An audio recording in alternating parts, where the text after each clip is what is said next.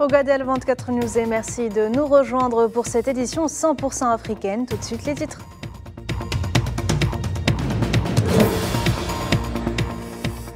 À la une, le chef d'état-major de l'armée algérienne en visite en Arabie Saoudite. Le général d'armée Saïd Chengriha prendra part à la deuxième édition du Salon mondial de défense à Riyad.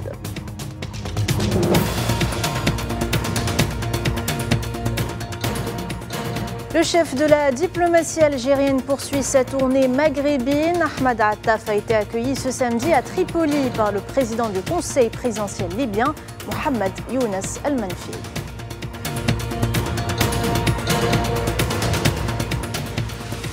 Nouveau scandale pour le Merzen. Des documents officiels de l'ONU ont été dévoilés prouvant l'implication de soldats marocains au sein de la MONUSCO dans des affaires de viol et d'agression sexuelle.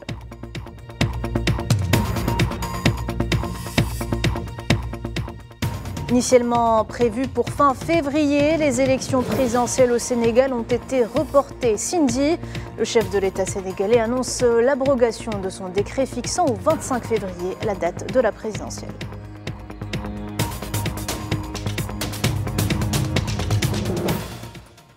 Bonsoir à toutes et à tous. Le général d'armée Saïd Chengriha, chef d'état-major de l'armée algérienne, a entamé ce samedi une visite officielle au Royaume d'Arabie Saoudite pour prendre part à la deuxième édition du Salon mondial de défense à Riyad. En qualité de représentant du président, chef suprême des forces armées et ministre de la défense algérienne Abdelmajid Tebboune, le général Chengriha devra, lors de sa visite, visiter des structures relevant des forces armées saoudiennes. Il rencontrera par la même occasion des responsables militaires saoudiens en vue d'étudier les voies du renforcement de la coopération bilatérale et d'examiner les questions d'intérêt commun. Autre déplacement officiel, le chef de la diplomatie algérienne Ahmed Attaf est arrivé ce samedi dans la capitale libyenne Tripoli en qualité d'envoyé spécial du président Abdelmajid Tebboune. Il a été reçu par le président du Conseil présidentiel libyen Mohamed Younes El-Menfi, auquel il a remis un message de la part du président Tebboune. La rencontre a été également une occasion de passer en revue l'état et les perspectives des relations algéro-libyennes et d'évoquer plusieurs dossiers régionaux et internationaux d'intérêt commun, en tête desquels la cause palestinienne. Ahmed Attaf s'est aussi entretenu avec le chargé de la direction des fonctions du ministère des Affaires étrangères au sein du gouvernement d'Union nationale, Tahar Al-Baour.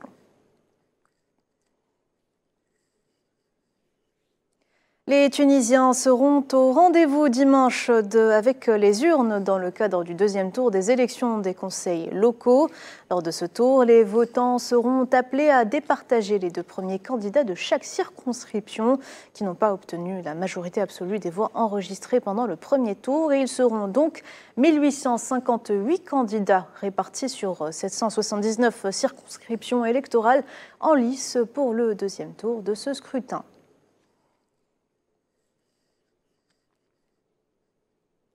Et on en parlait en titre il y a quelques minutes, ce nouveau scandale pour le Merzen. Des documents officiels des Nations Unies ont été dévoilés, prouvant l'implication de soldats marocains au sein de la mission de l'ONU pour la stabilisation en République démocratique du Congo dans des affaires de viol et d'agression sexuelle.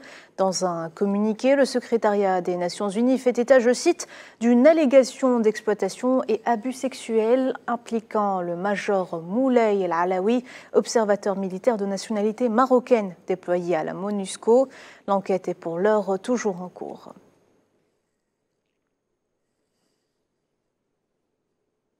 En RDC, les combats entre l'armée et le mouvement rebelle du M23 se poursuivent à l'est dans la province du Nord Kivu. Un engin explosif est tombé vendredi à proximité d'une école primaire du quartier de Mugunga, en périphérie de Goma, provoquant la panique dans la zone. 2 personnes ont été blessées et plusieurs maisons ont été endommagées.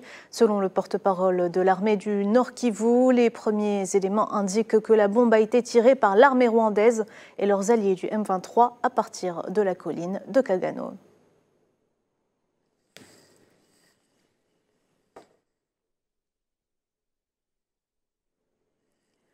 Initialement prévues pour fin février, les élections présidentielles au Sénégal ont été reportées samedi. Le chef de l'État sénégalais Macky Sall a annoncé ce samedi avoir abrogé son décret fixant au 25 février la date de la présidentielle, après la mise en place d'une commission parlementaire enquêtant sur 2 juges du Conseil constitutionnel dont l'intégrité dans le processus électoral est contestée. Le président Macky Sall a également réitéré son engagement à ne pas se présenter. Regardez. Signé le décret 2024-106 du 3 février 2024, abrogeant le décret 2023-2283 du 29 novembre 2023 portant convocation du corps électoral. Pour ma part, mon engagement solennel à ne pas me présenter à l'élection présidentielle reste inchangé. Enfin, j'engagerai un dialogue national ouvert afin de réunir les conditions d'une élection libre, transparente et inclusive dans un Sénégal apaisé et réconcilié. On reste au Sénégal. 4 personnes ont été tuées par balle dans une attaque à main armée sur le site aurifère de Koumbo-Tourou, un village situé dans le sud-est du pays. Selon l'agence de presse sénégalaise, 8 individus non identifiés armés de fusils d'assaut AK-47 se sont introduits dans un point cache et ont ouvert le feu sur le propriétaire, atteignant mortellement 2 ressortissants burkinabés, un Sénégalais et un Guinéen qui voulaient faire des transferts d'argent.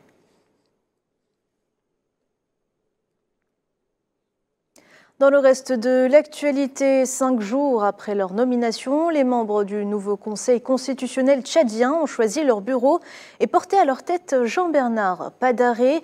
La prestation de serment et le vote ont eu lieu vendredi à Amjaras, dans le nord-est du pays, où séjourne le président de la transition, une délocalisation critiquée par les opposants à la transition.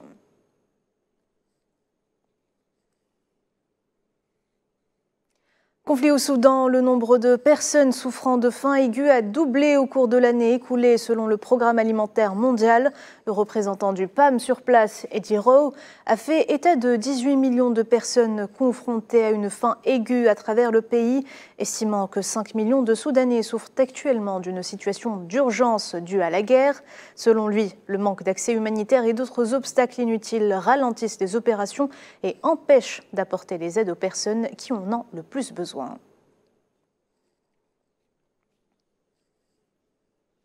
Et puis la délégation de l'Union africaine a clôturé vendredi une visite de travail de 5 jours en Somalie, réaffirmant l'engagement de l'UA à achever la transition sécuritaire dans le pays avant la fin 2024. La délégation, conduite par le directeur de la gestion des conflits au sein du département des affaires politiques, de la paix et de la sécurité de la commission de l'UA, a déclaré que l'organisme veillerait à ce qu'il n'y ait pas de vide sécuritaire dans le pays, alors que débutent les préparatifs de la 3e phase de retrait de 4000 soldats supplémentaires d'ici le mois de juin.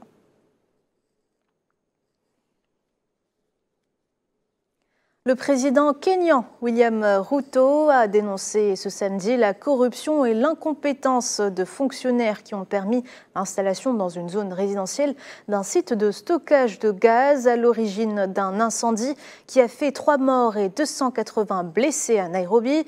Cette installation dans le quartier densément peuplé d'Embakasi, dans le sud-est de la capitale kenyane, avait initialement été qualifiée d'illégale vendredi par les autorités.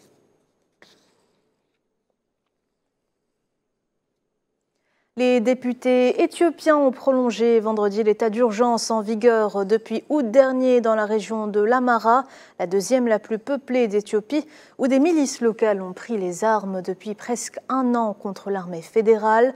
Le communiqué de la Chambre basse du Parlement ne précise pas la durée de cette prolongation, mais elle ne peut excéder 4 mois selon la constitution du pays.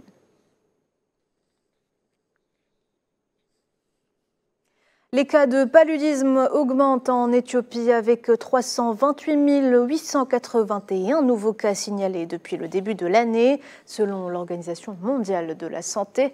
Entre le 1er et le 28 janvier, 84 décès ont été signalés dans ce pays d'Afrique de l'Est, soit une augmentation de 16% d'un mois sur l'autre, d'après le bulletin du groupe sectoriel santé de l'OMS pour le pays.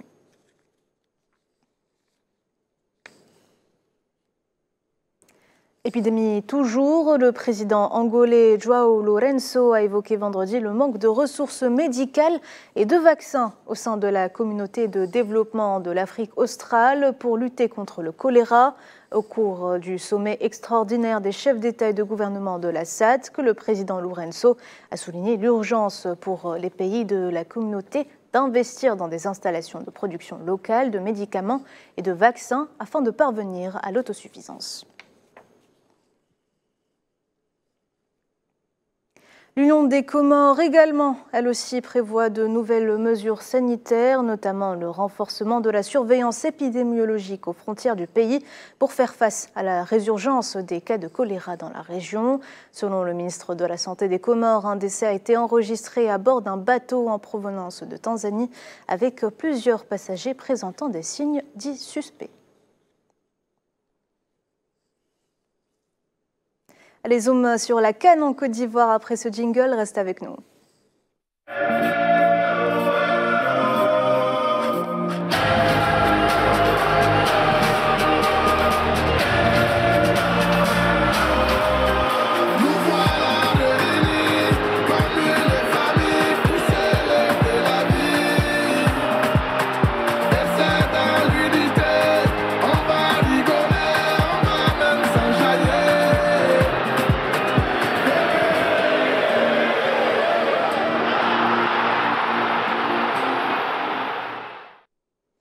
Le Cap-Vert affronte l'Afrique du Sud en quart de finale de la CAN 2023 ce soir à partir de 21h.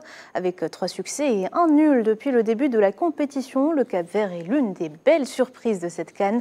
Les coéquipiers du buteur Ryan Mendes tenteront d'atteindre les demi-finales pour la première fois de leur histoire en 4 participations, tandis que l'Afrique du Sud, vainqueur de l'édition 96 à domicile, n'a pas dépassé les quarts de finale depuis l'an 2000.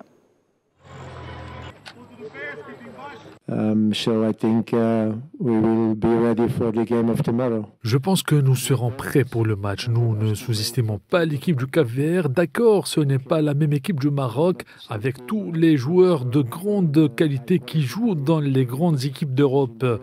Mais ce que j'ai vu de l'équipe, je pense qu'il ne faut pas les sous-estimer. Ils ont de la qualité. Les joueurs sont très disciplinés pour faire leur rôle. C'est difficile de jouer contre eux. Cela signifie donc que nous devons retrouver notre meilleur niveau si nous voulons être en demi-finale. Je pense que c'est normal que petit à petit, nous commencions à rêver de la finale. C'est une grosse erreur de penser qu'après avoir battu le Maroc, tout sera plus facile, commençant samedi pour essayer de battre l'équipe du Cap-Vert. Et puis nous verrons ce qui se passera après cela. Donc nous sommes confiants, mais de l'autre côté, on le sait aussi, ça va être dur. Tout d'abord, je dois dire que nous sommes confiants et que nous nous sommes préparés de la meilleure façon possible pour sortir gagnants. Nous nous sommes bien reposés, les joueurs sont en bonne forme. Nous devrons travailler dur en équipe pour accéder aux demi-finales. Comme nous le faisons depuis le début, nous devons rester unis et soudés pour réussir. Nos joueurs sont au beau niveau et nous sommes tous unis. Et avec l'ensemble de la nation derrière nous, nous ferons tout notre possible pour leur apporter plus de joie. Et de leur côté, les Super Eagles ont composté leurs billets et filent en demi-finale après leur victoire hier soir face à l'Angola, 1-0. Avec 4 matchs sans encaisser de but dans la compétition, les Super Eagles ont montré leurs atouts défensifs.